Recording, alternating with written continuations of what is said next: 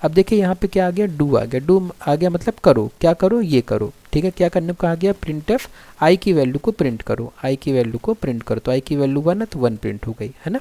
उसके बाद क्या करो, आई की वैल्यू को बढ़ा दो, तो आई की वैल्यू को हमने बढ़ा दिया। उसके बाद देखो यहाँ पे बोला कंडीशन चेक करो। कंडीशन क्या चेक करो कि आई की वैल्यू 2 है, 2 is less than equal to 5। Condition क्या है, कंडीशन ट्रू है। कंडीशन ट्रू है तो लूप को फिर से चलाओ, लूप को फिर से चलाओ तो क्या बोल रहा है, करो, क्या करो, प्रिंट करो। क्या प्रिंट करो, आई की वैल्यू प्रिंट करो। तो आई की वैल्यू क्या है, 2 है, तो 2 को प्रिंट कर दो, 2 प्रिंट हो गया, है ना। फिर आई की वैल्यू को इंक्रीमेंट करो, आई की वैल्यू को इंक्रीमेंट करो मतलब आई की वैल्यू क्या हो जाएगी, 3 हो जाएगी।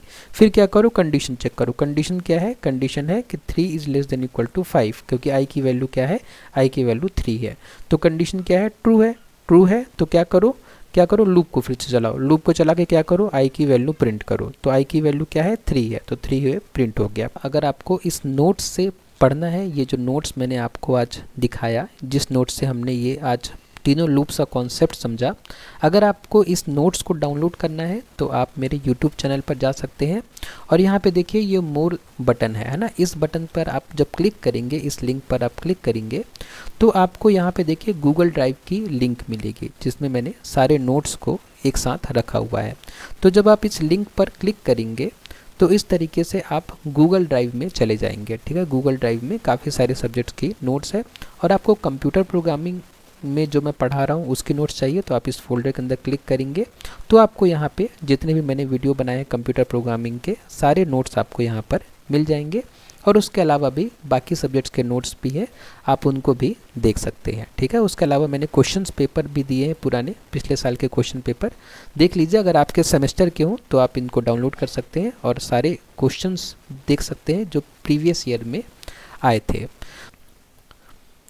कंप्यूटर प्रोग्रामिंग सीखने की इस सीरीज़ के 21st वीडियो में आज हम सी प्रोग्रामिंग में उपयोग होने वाले लूपिंग स्ट्रक्चर्स के बारे में समझेंगे। आज के इस वीडियो में हम जानेंगे कि सी प्रोग्रामिंग में फॉर लूप, वाइल लूप एवं डू वाइल लूप्स क्या होते हैं एवं इनका उपयोग हम क्यों और किस तरीके से करते हैं।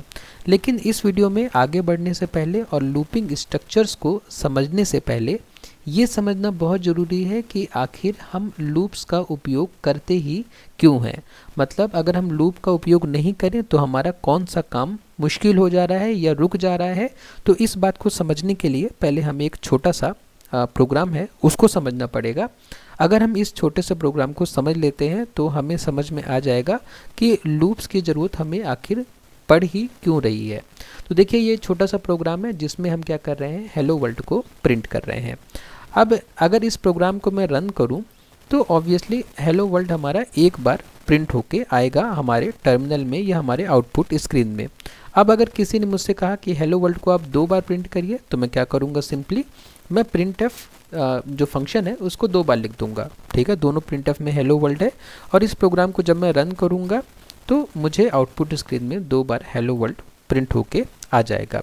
लेकिन अब अगर किसी ने मुझसे कहा कि आप हेलो वर्ल्ड को 4 बार प्रिंट करिए तो मैं क्या करूँगा, मैं फिर से इन दोनों लाइन को कॉपी करूँगा, पेस्ट करूँगा और 4 बार हेलो वर्ल्ड मैंने लिखा है अपने सी प्रोग्राम में तो आउटपुट स्क्रीन में मुझे 4 बार हेलो वर्ल्ड मिल जाएगा। लेकिन अब मुझे किसी ने कहा कि आप 8 बार हेलो वर्ल्ड प्रिंट करिए तो अब अगर मैं इसको फिर से कॉपी करके पेस्ट करके 8 बार प्रिंटफ स्टेटमेंट या प्रिंटफ फंक्शन लिख दूं और 8 बार मैं हेलो वर्ल्ड आउटपुट स्क्रीन में प्रिंट कर दूं तो उस बात का कोई ज़्यादा सेंस नहीं बनता, क्योंकि सामने वाला ये भी तो बोल सकता है कि आप 100 बार हेलो वर्ल्ड को प्रिंट कराइए। और अगर उसने मुझे 100 बार हेलो वर्ल्ड प्रिंट कराने के लिए कहा तो क्या मैं 100 बार ये प्रिंटफ स्टेटमेंट लिखूंगा अपने प्रोग्राम में, और अगर ऐसा मैंने किया तो फिर मेरी प्रोग्रामिंग किसी मतलब की नहीं है। तो फिर हम क्या करें, तो हमें क्या करना चाहिए, अगर हमें अपने प्रोग्रामिंग में कुछ ऐसा काम करना पड़ा जो कि बार बार रिपीट हो रहा है तब हमें फिर क्या करना चाहिए, तब हमें फिर लूप्स का उपयोग करना चाहिए, ठीक है। देखिए मैं यहाँ पे एक छोटा सा लूप बना के आपको दिखा रहा हूँ। ये लूप किस तरीके से काम कर रहा है ये हम आज के इस वीडियो में बहुत डिटेल में समझेंगे। फिलहाल मैं यहाँ पे आपको लूप की सहायता से हेलो वर्ल्ड प्रिंट करा के दिखाता हूँ कि हेलो वर्ल्ड हमें कितने बार भी प्रिंट करना हो, लूप की सहायता से हम ये 4 लाइन में 5 लाइन में कितने बार भी हेलो वर्ल्ड को प्रिंट कर सकते हैं। तो जैसे कि अब देखिए मैंने प्रिंटफ फंक्शन को एक लूप के अंदर लिख दिया है, ठीक है। यही लूप है जो हम आज के इस वीडियो में पढ़ेंगे। अब देखिए ये लूप कितने बार चल रहा है, 5 बार चल रहा है। तो हेलो वर्ल्ड हमारा 5 बार प्रिंट होके आएगा। मैं क्या करता हूँ, एक बार टर्मिनल को क्लियर कर देता हूँ। ठीक है, अब हमारा टर्मिनल क्लियर हो गया। अब मैं इसको रन करूँगा ना इस प्रोग्राम को, तो देखिए 5 बार हेलो वर्ल्ड प्रिंट हो गया। अब अगर कोई मुझे बोलेगा कि आप हेलो वर्ल्ड 50 बार प्रिंट करो, तो सिंपली मैं इस लूप में इस लूप की काउंटिंग को मैं चेंज कर दूंगा, है ना, 50 कर दूंगा। तो मेरा लूप जो है वो 50 बार चलेगा और 50 बार हेलो वर्ल्ड प्रिंट होके आ जाएगा। आप यहाँ पे देख सकते हैं। ठीक है, ये जो नीचे हेलो वर्ल्ड प्रिंट हुआ है ये 50 बार प्रिंट हुआ है। ठीक है, आज के इस वीडियो में हम ऐसे और कई लूप बनाएंगे और आप देखेंगे कि हम सिर्फ हेलो वर्ल्ड ही नहीं, बहुत कुछ प्रिंट कर सकते हैं, बहुत कुछ काम कर सकते हैं लूप की सहायता से। तो चलिए आगे बढ़ते हैं आज के इस वीडियो में, और अब हम समझते हैं कि सी प्रोग्रामिंग में लूप्स क्या होते हैं और किस किस प्रकार के होते हैं और किस तरीके से हम इनका उपयोग कर सकते हैं। तो सबसे पहले इंट्रोडक्शन देखते हैं हम लूप का। प्रोग्रामिंग में अक्सर हमें किसी कार्य को बार बार दोहराना पड़ता है, जैसे कि हमने अभी प्रिंटफ को प्रिंट करने का कार्य क्या किया, दोहराया। उदाहरण के लिए यदि हमें 1 से 100 तक नंबर प्रिंट करने हैं तो 100 बार प्रिंटफ लिखना बहुत मुश्किल होगा। तो अगर हमें 1 से लेकर 100 तक की गिनती लिखनी है अगर अपने आउटपुट में, तो 100 बार प्रिंट लिखना बहुत मुश्किल काम है, जो कि करना भी नहीं चाहिए। इस समस्या को हल करने के लिए सी भाषा में लूपिंग स्ट्रक्चर का उपयोग किया जाता है। तो इस तरीके के काम को करने के लिए हम 100 बार प्रिंटफ नहीं लिखेंगे, हम लूपिंग स्ट्रक्चर का उपयोग करेंगे। तो लूप क्या है? लूप एक ऐसा तरीका है जिससे कोई स्टेटमेंट तब तक बार बार चलता है जब तक कि कोई कंडीशन सही रहती है। तो लूप क्या है? लूप बार बार चलेगा जब तक कि कोई कंडीशन ट्रू रहती है। कंडीशन को जब तक सही रहती है तब तक ये लूप चलते रहेंगे, और जैसी कंडीशन गलत होगी, फॉल्स होगी, तो ये लूप रुक जाएंगे। अब सी प्रोग्रामिंग में 3 तरीके के लूप होते हैं जो कि हम पढ़ते हैं। तो सी भाषा में 3 मुख्य प्रकार के लूप होते हैं, फॉर लूप, व्हाइल लूप और डू व्हाइल लूप। हालांकि तीनों लूप का काम लगभग एक जैसा होता है, लेकिन अलग अलग परिस्थितियों में हम तीनों लूप का उपयोग करते हैं। आज के इस वीडियो में हम समझेंगे कि हमें कब फॉर लूप का, कब व्हाइल लूप का और कब डू व्हाइल लूप का उपयोग करना चाहिए। तो सबसे पहले हम बात करते हैं फॉर लूप की। जब हमें पहले से पता हो कि लूप कितनी बार चलेगा तब फॉर लूप का उपयोग किया जाता है। ठीक है, अगर हमें पता है कि हमें अपना जो स्टेटमेंट है वो कितने बार चलाना है या कितने बार एग्जीक्यूट करना है, तब हम फॉर लूप का उपयोग करते हैं। इसे एंट्री कंट्रोल लूप कहा जाता है क्योंकि कंडीशन शुरू में चेक होती है। तो हम फॉर लूप को क्या कहते हैं? एंट्री कंट्रोल लूप, मतलब ऐसा लूप जिसमें एंट्री के टाइम में ही कंट्रोल किया जाता है कि इस बार ये लूप चलेगा कि नहीं, क्योंकि शुरुआत में ही कंडीशन चेक होती है इस लूप में। इसका सिंटेक्स कुछ इस तरीके से होता है। सिंटेक्स आप याद रखिए, एग्जाम के टाइम में आपसे सिंटेक्स पूछा जा सकता है सारे लूप्स का। तो आपको लिखना है कि फॉर लूप में सबसे पहले हम करते हैं इनिशियलाइजेशन। इनिशियलाइजेशन मतलब होता है कि किसी वेरिएबल की वैल्यू को इनिशियलाइज करना। ठीक है, शुरुआती वैल्यू देना इनिशियलाइजेशन कहलाता है। उसके बाद होता है कंडीशन चेकिंग और उसके बाद होता है इंक्रीमेंट या डिक्रीमेंट। हम इसे एग्जाम्पल से समझते हैं तब हमें ये चीज़ें ज़्यादा अच्छे से समझ में आएंगी। जैसे कि अगर ये जो इनिशियलाइजेशन, कंडीशन और इंक्रीमेंट डिक्रीमेंट है, यहाँ पे भी मैंने लिखा हुआ है। आप जब आपको नोट्स मिलेगी तो आप एग्ज़ाम में इस तरीके से लिख सकते हैं। आप सिंटेक्स लिखिए और फिर बता दीजिए कि इनिशियलाइजेशन मतलब होता है वेरिएबल को शुरुआती मान दी जाती है, और कंडीशन में क्या होता है, जब तक कंडीशन ट्रू होती है तब तक लूप चलता है, और इंक्रीमेंट डिक्रीमेंट की सहायता से हर बार वेरिएबल का मान बदल जाता है। ठीक है, तो इसको एग्जाम्पल समझते हैं तब हमें ये बात ज़्यादा अच्छे से समझ में आएगी। अब देखिए यहाँ पे एग्जाम्पल में, जैसा कि हम सी प्रोग्रामिंग बहुत दिन से पढ़ रहे हैं तो आपको समझ में आ रहा होगा कि ये लाइन और ये लाइन किस लिए लिखी गई है। मैं डायरेक्ट आपको लूप के अंदर की चीज़ें समझाता हूँ या मेन फंक्शन के अंदर की चीज़ें आपको समझाता हूँ। देखिए सबसे पहले एक वेरिएबल बनाया गया है आई नाम का, तो मैं आई नाम का वेरिएबल बना लेता हूँ। ठीक है, कोई वैल्यू अभी इसमें इनिशियलाइज नहीं की गई है यहाँ पर। ठीक है, अब देखिए यहाँ पे फॉर लूप शुरू हुआ है। फॉर लूप में सबसे पहला जो ब्लॉक था वो क्या था? इनिशियलाइजेशन, जैसे कि हमने ऊपर अभी देखा था। तो इनिशियलाइजेशन में क्या हो रहा है? आई की वैल्यू को इनिशियलाइज किया जा रहा है। तो आई की वैल्यू को इनिशियलाइज किया जा रहा है किससे? 1 से। तो मैंने आई की वैल्यू को क्या रख दिया? 1 रख दिया। अब देखिए यहाँ पे कंडीशन चेकिंग हो रही है। यहाँ पे क्या हो रहा है? कंडीशन चेकिंग हो रही है। कंडीशन है कि आई मतलब आई की वैल्यू क्या है? अभी आई की वैल्यू 1 है।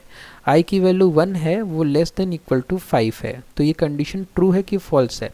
तो ये कंडीशन ट्रू है कि 1 जो है वो छोटा होता है 5 से। कंडीशन सही है। कंडीशन सही है तो हम क्या करेंगे? हम लूप के अंदर चले जाएंगे। लूप के अंदर चले जाएंगे, अभी इंक्रीमेंट डिक्रीमेंट अभी नहीं करेंगे। लूप के अंदर जाकर हम क्या करेंगे, प्रिंट करेंगे हेलो वर्ल्ड। ठीक है, जैसे कि आप यहाँ पे देख पा रहे हैं पहला हेलो वर्ल्ड प्रिंट हुआ है कब, जब आई की वैल्यू 1 है। ठीक है, आई की वैल्यू भी 1 है तो हमारा ये हेलो वर्ल्ड प्रिंट हुआ है। उसके बाद जब हमें फॉर लूप का ये वाला कर्ली ब्रैकेट मिलेगा, ठीक है, तो इसका मतलब हुआ कि अब हमें ये इंक्रीमेंट ऑपरेशन परफॉर्म करना है। ठीक है, इंक्रीमेंट ऑपरेशन कब परफॉर्म होगा, जब ये लूप का एंडिंग आ जाएगा। ठीक है, तो इंक्रीमेंट ऑपरेशन परफॉर्म होगा मतलब आई की वैल्यू 1 इंक्रीज कर जाएगी। आई प्लस प्लस का मतलब क्या होता है, आई प्लस प्लस का मतलब होता है आई इक्वल टू, यहाँ पे लिख देता हूँ नीचे, आई प्लस प्लस का मतलब होता है I equal to I plus 1, मतलब आई की वैल्यू 1 बढ़ा के आई को अपडेट करिए। तो आई प्लस प्लस मतलब आई की वैल्यू क्या हो जाएगी, 2 हो जाएगी, आई की वैल्यू 2 हो जाएगी।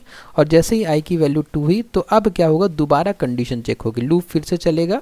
ठीक है, और कंडीशन चेक होगी। आप इसे ऐसा भी कर सकते हैं कि जैसे ही हमारा हेलो वर्ल्ड प्रिंट हुआ तो लूप फिर से चलेगा, फिर से चलने के बाद पहले आई की वैल्यू इंक्रीमेंट होगी, अब इनिशियलाइजेशन नहीं होगा। ठीक है, आप इस बात को ध्यान रखिएगा, इनिशियलाइजेशन बस पहली बार में होगा और उसके बाद की जो वैल्यू बढ़ाई जाएगी वो इस आई प्लस प्लस से बढ़ाई जाएगी। तो जैसे ही आई प्लस प्लस हुआ तो आई की वैल्यू 2 हो गई, कंडीशन ये लिखी हुई है, कंडीशन फिर से चेक होगी। अब आई की वैल्यू 2 है, 2 less than equal to 5, condition क्या है, ट्रू है। ट्रू क्यों है, क्योंकि 2 जो होता है वो 5 से छोटा है। ठीक है, कंडीशन ट्रू है तो हम अंदर आएंगे और फिर से प्रिंट करेंगे क्या, हेलो वर्ल्ड। तो आई की वैल्यू 2 पे भी एक हेलो वर्ल्ड प्रिंट हो गया। इसी तरीके से फिर से इंक्रीमेंट होगा, आई की वैल्यू 3 हो जाएगी, आई की वैल्यू 3 हो जाएगी, कंडीशन चेक होगी कि 3 less than equal to 5, condition अभी भी सही है, 3 लेस देन 5, फिर से क्या हो, कंडीशन सही होने से हम लूप के अंदर आएंगे और फिर से हेलो वर्ल्ड प्रिंट करेंगे आई इक्वल टू 3 के लिए। उसी तरीके से फिर आई इक्वल टू 4 के लिए और आई इक्वल टू 5 के लिए ये कंडीशन सही होगी, क्योंकि यहाँ पे क्या लिखा हुआ है, आई लेस देन इक्वल टू 5। तो जैसे ही आई की वैल्यू 5 होगी, 4 में भी चल जाएगा, 5 में भी चल जाएगा। तो 5 जब होगी तो 5 में भी ये कंडीशन ट्रू रहेगी। ट्रू क्यों रहेगी, क्योंकि यहाँ पे लिखा हुआ है कि 5 लेस देन और इक्वल टू, है ना, लेस देन और इक्वल टू, ये जो 5 है ये लेस देन है या बराबर है, तो बराबर तो है तो कंडीशन ट्रू होगी। मतलब ये वाला जो हेलो वर्ल्ड होगा, ये आखिरी वाला, ये आई इक्वल टू 5 के लिए प्रिंट होगा, है ना। और फिर उसके बाद फिर आई की वैल्यू इंक्रीमेंट होगी, आई की वैल्यू इंक्रीमेंट होकर क्या हो जाएगी, 6 हो जाएगी। और जैसे ही आई की वैल्यू 6 होगी, कंडीशन फिर से चेक होगी। अब ये कंडीशन क्या हो जाएगी, गलत हो जाएगी। कंडीशन गलत क्यों, क्योंकि लिखा है 6 is less than equal to 5, जो कि गलत है। कंडीशन जैसे ही गलत होगी तो हम लूप के बाहर आ जाएंगे, रिटर्न 0 होगा, हमारा प्रोग्राम का एग्जीक्यूशन बंद हो जाएगा। तो इस तरीके से 5 बार हेलो वर्ल्ड प्रिंट होगा इस लूप की सहायता से, है ना। तो ये हो गया फॉर लूप। फॉर लूप में इस तरीके से हम कोई भी काम रिपीटेशन के साथ कर सकते हैं। अब फॉर लूप की विशेषता क्या होती है, जब इटरेशन की संख्या ज्ञात हो तब हमें फॉर लूप का उपयोग करना चाहिए। शुरुआत में कंडीशन चेक होती है, हमने देखा कि कंडीशन शुरुआत में ही चेक होती है। यहाँ पे ये देखिए कंडीशन शुरुआत में ही चेक हो रही है। उसके बाद में एक कॉम्पैक्ट ये छोटे रूप में लिखा जा सकता है। तो हम देख पा रहे हैं कि कितने छोटे से जगह में हमने ये फॉर लूप लगा दिया है, बहुत कम स्पेस में हमारा बहुत बड़ा काम हो सकता है। तो इस तरीके से फॉर लूप का उपयोग किया जाता है सी प्रोग्रामिंग में। अब उसके बाद आता है हमारा व्हाइल लूप। जब हमें नहीं पता हो कि लूप कितनी बार चलेगा, परंतु कोई कंडीशन है, मतलब कोई कंडीशन रहने तक चलना है, तो व्हाइल लूप का प्रयोग होता है। यह भी एक एंट्री कंट्रोल लूप है। तो जो व्हाइल लूप है वो भी एंट्री कंट्रोल लूप है, मतलब कि एंट्री के समय में ही चेक होता है कि लूप कितनी बार या कब तक चलेगा। तो देखिए व्हाइल का सिंटेक्स इस तरीके से होता है। हम क्या लिखते हैं, हम व्हाइल लिखते हैं और उसके अंदर कंडीशन लिखते हैं, जब तक ये कंडीशन सही होगी तब तक ये लूप चलता रहेगा। अब इसका वर्किंग क्या होता है, कंडीशन पहले चेक होती है, अगर कंडीशन ट्रू है तो स्टेटमेंट एग्जीक्यूट होगा, कंडीशन फॉल्स है तो लूप क्या हो जाएगा, बंद हो जाएगा। ठीक है, जो हमने अभी देखिए ऊपर फॉर लूप समझा था, अब हम इस प्रोग्राम से क्या करेंगे कि व्हाइल लूप को समझेंगे। तो आप समझ गए होंगे कि हैज़ इंक्लूड stdio.h और हमने इंट मेन यहाँ पे क्यों लिखा है। मैं डायरेक्ट यहाँ पे लूप को समझाने से शुरुआत करता हूँ, ठीक है, क्योंकि हमने पिछले कई वीडियोज़ में ऊपर के दोनों लाइनों को डिटेल में समझा है।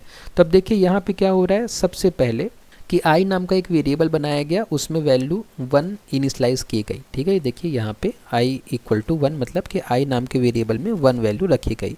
अब देखिए यहाँ पे लूप है ना, लूप में क्या लिखा हुआ है, यहाँ लिख देता हूँ मैं, वाइल जब तक आई की वैल्यू छोटी है या बराबर है 5 से, तब तक ये लूप चलेगा। ठीक है, तब तक ये लूप चलेगा। कब तक चलेगा? जब तक i की वैल्यू छोटी है, बराबर है 5 से। तो अभी i की वैल्यू 1 है, मतलब ये लूप चलेगा, मतलब अंदर जो भी करने को कहा गया है वो किया जाएगा। तो अंदर क्या करने को कहा गया है? देखिए अंदर सिंपली i की वैल्यू प्रिंट हो रही है। जैसे कि हमने प्रिंटफ के बारे में जब समझा था तो हमने जाना था कि जो भी हमें यहाँ प्रिंट करना होता है हम उसका फॉर्मेट स्पेसिफायर लिखते हैं। तो i जो है इंटीजर टाइप की वैल्यू है, इंटीजर टाइप का वेरिएबल है, तो इसीलिए हमने फॉर्मेट स्पेसिफायर क्या लिखा है? %d।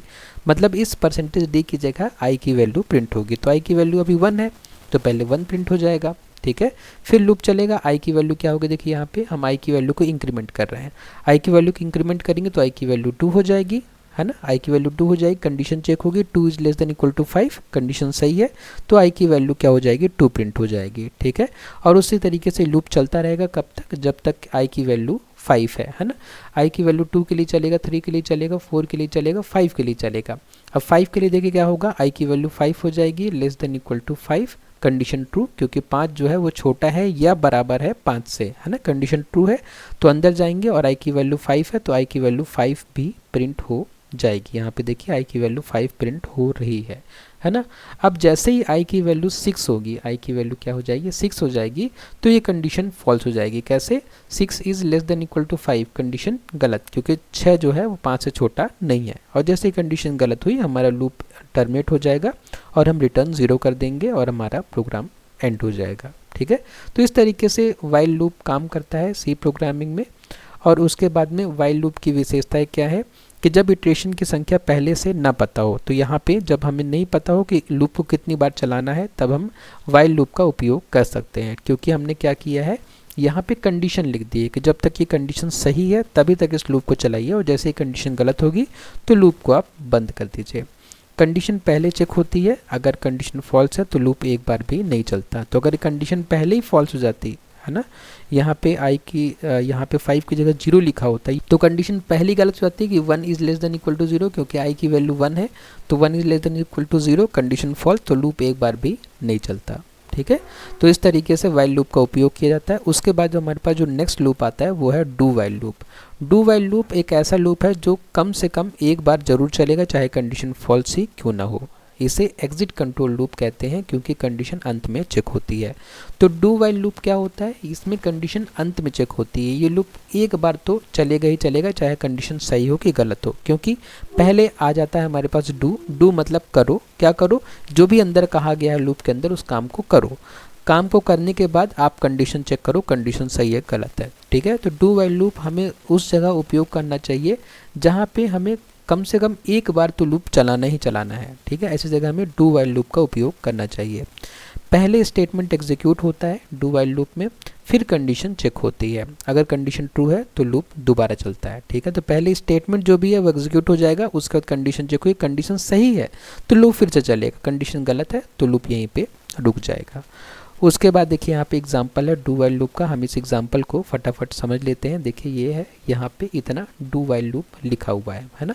तो मैं फटाफट आपको दिखा देता हूँ कि कैसे हम डू वाइल लूप को एग्जीक्यूट करते हैं।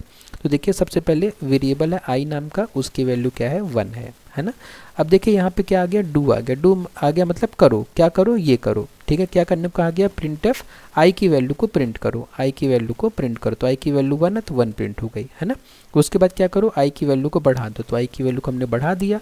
उसके बाद देखो यहाँ पे बोला कंडीशन चेक करो। कंडीशन क्या चेक करो? कि आई की वैल्यू 2 है, 2 is less than equal to 5, condition क्या है? कंडीशन ट्रू है। कंडीशन ट्रू है तो लूप को फिर से चलाओ। लूप को फिर से चलाओ तो क्या बोल रहा है? करो, क्या करो? प्रिंट करो। क्या प्रिंट करो? आई की वैल्यू प्रिंट करो। तो आई की वैल्यू क्या है? 2 है तो 2 को प्रिंट कर दो, 2 प्रिंट हो गया, है ना। फिर आई की वैल्यू को इंक्रीमेंट करो। आई की वैल्यू को इंक्रीमेंट करो मतलब आई की वैल्यू क्या हो जाएगी? 3 हो जाएगी। फिर क्या करो? कंडीशन चेक करो। कंडीशन क्या है? कंडीशन है कि 3 is less than equal to 5, क्योंकि आई की वैल्यू क्या है? आई की वैल्यू 3 है। तो कंडीशन क्या है? ट्रू है। ट्रू है तो क्या करो? क्या करो? लूप को फिर से चलाओ। लूप को चला के क्या करो? आई की वैल्यू प्रिंट करो। तो आई की वैल्यू क्या है? 3 है तो 3 है प्रिंट हो गया। ठीक है, इस तरीके से लूप चलता रहेगा। लूप चलता रहेगा। लूप चलने के बाद जब आई की वैल्यू 5 होगी तो भी ये लूप चलेगा, है ना। आई की वैल्यू 5 के लिए भी कंडीशन ट्रू है, वापस जाएगा, प्रिंट हो जाएगा आई की वैल्यू 5। लेकिन जब इंक्रीमेंट होके आई की वैल्यू क्या हो जाएगी, 4 हो गई, 5 हो गई। जब आई की वैल्यू 6 होगी तो 6 is less than equal to 5, condition गलत, कंडीशन गलत, तो हम लूप से बाहर आ जाएंगे और रिटर्न कर देंगे 0। ठीक है, इस तरीके से डू वाइल लूप का उपयोग किया जाता है। अब डू वाइल लूप की विशेषताएं क्या है, यह लूप कम से कम एक बार चलता ही है, कंडीशन अंत में चेक होती है। उसके बाद यूज़र इनपुट आधारित प्रोग्राम्स में बहुत उपयोगी होता है, ऐसे प्रोग्राम जिसमें यूज़र के इनपुट के आधार पर हमें देखना होता है कि हमें वो काम रिपीट करना है या नहीं, उस तरीके के प्रोग्राम के लिए बहुत उपयोगी होता है। इसके बाद में तीनों लूप्स के बीच कंपैरिजन है, हम एक बार इनका कंपैरिजन देख लेते हैं। जैसे कि आप देखिए यहाँ पे विशेषता लिखी हुई है, उसके बाद फॉर लूप, वाइल लूप और डू वाइल लूप है। हम क्या करते हैं, फॉर लूप में जो कंडीशन चेकिंग होती है वो शुरुआत में होती है, वाइल लूप में भी कंडीशन हम शुरुआत में चेक करते हैं, जबकि डू वाइल लूप में कंडीशन को हम चेक लास्ट में करते हैं। उसके बाद देखिए फॉर लूप कम से कम 0 बार एग्जीक्यूट होगा, वाइल लूप भी कम से कम 0 बार एग्जीक्यूट होगा, जबकि डू वाइल लूप जो है वो एक बार तो एग्जीक्यूट होगा, भले ही कंडीशन सही हो या गलत हो। उसके बाद अगर हम उपयोग की बात करें तो जब इटरेशन तय हो तब हम फॉर लूप का उपयोग करते हैं, जब इटरेशन अज्ञात हो तब हम वाइल लूप का उपयोग करते हैं, और जब कम से कम एक बार हमें लूप चलाना हो तब हम डू वाइल लूप का उपयोग करते हैं। और उसके बाद में अगर हम टाइप की बात करें तो फॉर लूप जो है वो एंट्री कंट्रोल टाइप का है और वाइल लूप भी एंट्री कंट्रोल टाइप का है, जबकि जो डू वाइल लूप है वो एग्जिट कंट्रोल टाइप का लूप है। ठीक है, तो ये डिफरेंसेस हैं, ये कंपैरिजन है इन लूप्स के बारे में। मैं आपको नोट्स प्रोवाइड कर दूंगा ताकि आप इस टेबल को याद कर सकें अपने एग्ज़ाम के लिए। उसके बाद में देखिए क्या है कि एक एग्जांपल है जिसमें हम 1 से लेकर 10 तक के नंबर का जोड़ बता सकते हैं यूज़र को। इस तरीके के प्रोग्राम आपके एग्ज़ाम में ज़रूर पूछ जाते हैं, इसलिए आप इस प्रोग्राम को ध्यान से समझ लीजिए। यहाँ पर 10 की जगह कई बार n हो सकता है ना, उसकी भी चर्चा हम करेंगे, मैं बताऊंगा कि अगर 10 की जगह n हो तब हम क्या कर सकते हैं। तो फिलहाल तो यहाँ पे जो प्रोग्राम लिखा हुआ है ये बोला है कि 1 से 10 तक का जोड़ हमें ये प्रोग्राम आउटपुट में देगा।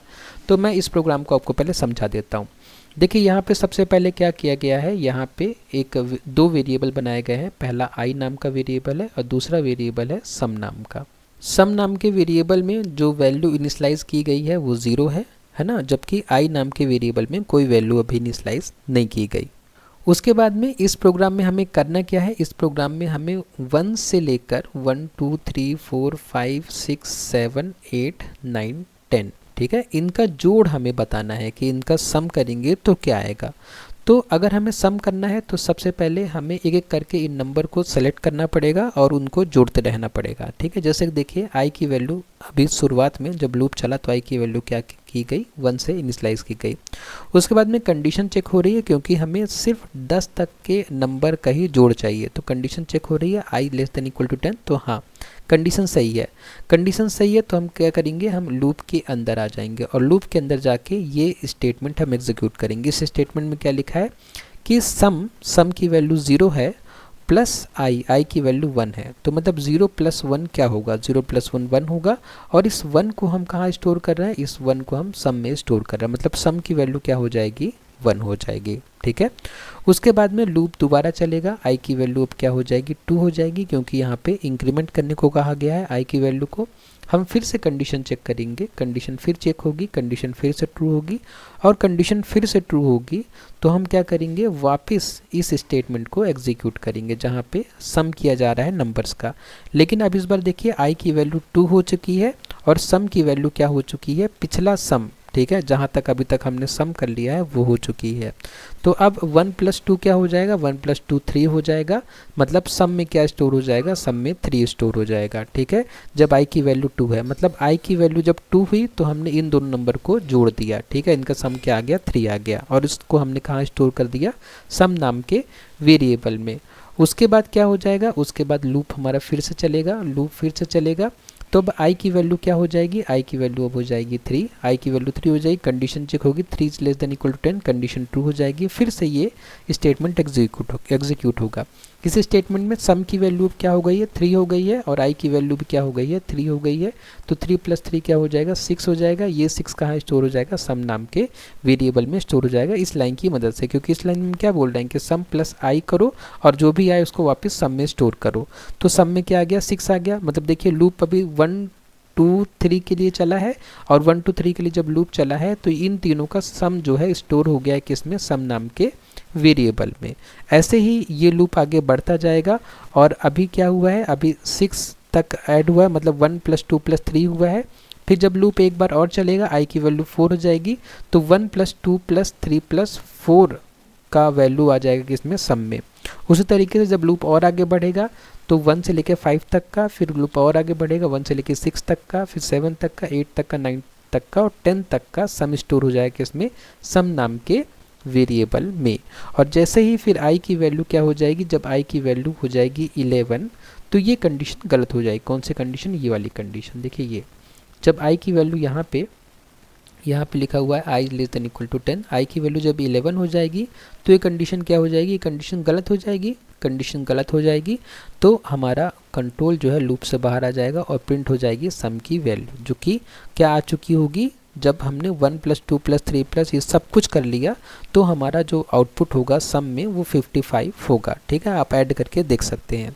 तो इस तरीके से हम इस बात से क्या समझ रहे हैं कि अगर हमें 10 तक की वैल्यू का सम चाहिए तो हमने लूप में यहाँ पे क्या रखा है, 10 रखा है ना। लूप हमारा कहाँ तक चल रहा है, 10 तक।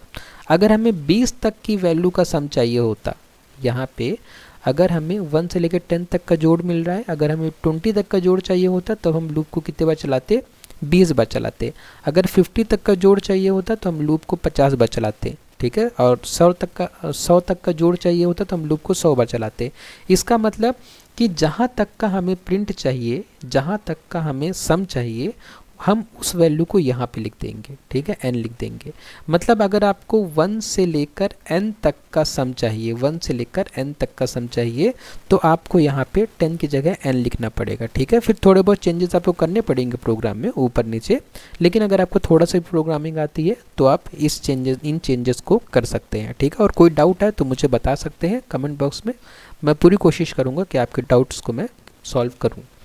तो इस तरीके से अगर 1 से लेके n तक से का भी सम आपसे पूछा जाए तो आप यहाँ पे n करके और कुछ चेंजेस ऊपर करने पड़ेंगे, जैसे n नाम का वेरिएबल आपको डिक्लेयर करना पड़ेगा, है ना, और n की वैल्यू यूज़र से मांगनी पड़ेगी, स्कैनफ का उपयोग करना पड़ेगा। तो आपको कुछ चेंजेस करने पड़ेंगे, उतना चेंज कर लेंगे तो आपका ये प्रोग्राम 1 से लेके n तक के जोड़ का प्रोग्राम बन जाएगा। ठीक है, तो सिंपल ही प्रोग्राम है, इसको हम सिंपल प्रोग्राम कहते हैं। इसके बाद अब हम समझते हैं कि वाइल और डू वाइल लूप में क्या डिफरेंस होता है या क्या अंतर होता है वाइल और डू वाइल लूप में। तो इस अंतर को समझने के लिए देखिए यहाँ पे एक वेरिएबल बनाया गया है i और उसमें 6 इनिशलाइज किया गया है। ठीक है, मतलब i नाम के वेरिएबल में जो वैल्यू रखी गई है वो क्या है, 6 है। अब देखिए यहाँ पे ये वाइल लूप है और नीचे यहाँ पे डू वाइल लूप है।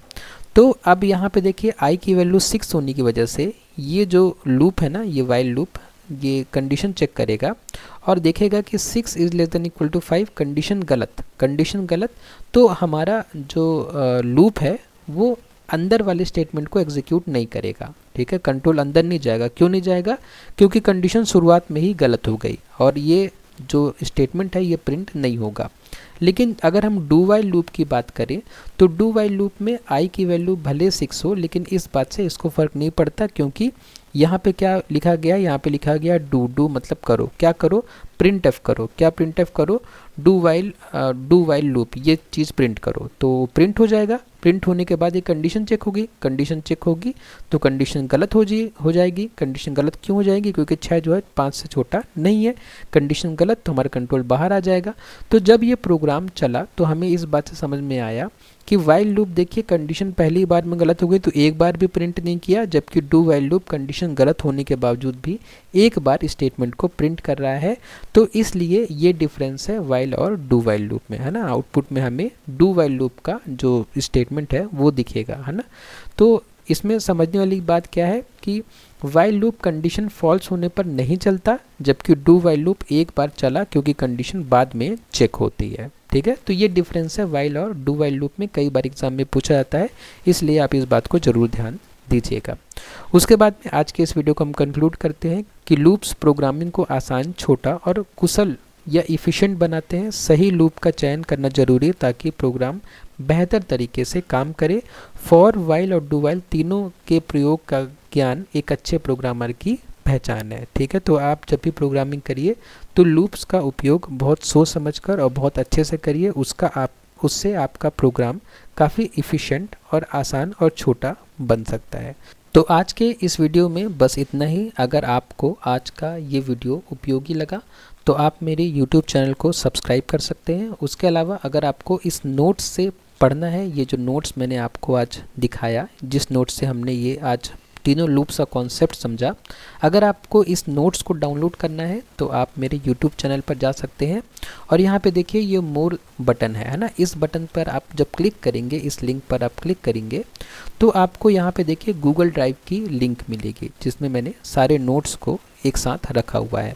तो जब आप इस लिंक पर क्लिक करेंगे तो इस तरीके से आप गूगल ड्राइव में चले जाएंगे। ठीक है, गूगल ड्राइव में काफ़ी सारे सब्जेक्ट्स की नोट्स है और आपको कंप्यूटर प्रोग्रामिंग में जो मैं पढ़ा रहा हूँ उसकी नोट्स चाहिए तो आप इस फोल्डर के अंदर क्लिक करेंगे तो आपको यहाँ पे जितने भी मैंने वीडियो बनाए हैं कंप्यूटर प्रोग्रामिंग के सारे नोट्स आपको यहाँ पर मिल जाएंगे। और उसके अलावा भी बाकी सब्जेक्ट्स के नोट्स भी हैं, आप उनको भी देख सकते हैं। ठीक है, उसके अलावा मैंने क्वेश्चंस पेपर भी दिए हैं, पुराने पिछले साल के क्वेश्चन पेपर देख लीजिए। अगर आपके सेमेस्टर के हों तो आप इनको डाउनलोड कर सकते हैं और सारे क्वेश्चंस देख सकते हैं जो प्रीवियस ईयर में आए थे। तो आज के इस वीडियो में बस इतना ही, और अगर आपको कोई क्वेरी हो तो प्लीज़ मुझे कमेंट बॉक्स में बताइए, मैं उसको रिजॉल्व करने की पूरी कोशिश करूँगा। आपने इस वीडियो को लास्ट तक देखा उसके लिए बहुत बहुत धन्यवाद।